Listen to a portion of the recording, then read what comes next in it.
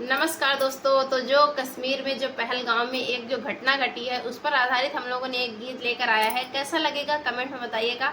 और जो घटना घटी हमें बहुत दुख है कि उनके परिवार के साथ, उनके घर के साथ ऐसी घटना घटी है। तो फिलहाल हमें सरकार से यही कहना चाहिए कि सरकार जल्द से जल्द एक्शन ले। तो फिलहाल चलिए गीत सुनाते हैं आपको, और बहुत ही दर्द भरा गीत है। कैसा लगेगा कमेंट में बताइएगा। नमवा पूछी पूछी बेईमानवा, सीनावा पे गोलियां मारे सना।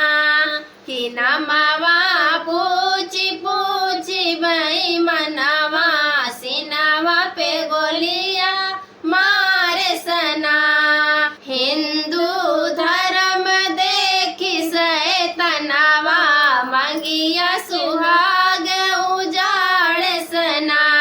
पहले गाँव की है ये घटना, पूरे देश को लगा है सदमा। पहले गाँव की है ये घटना, पूरे देश को लगा है सदमा।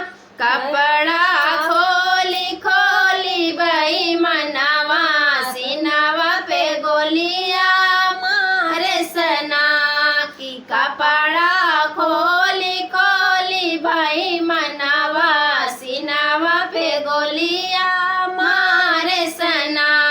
नई थी शादी जिसकी रचाई, उसकी जान लिया है कसाई। नई थी शादी जिसकी रचाई, उसकी जान लिया है कसाई।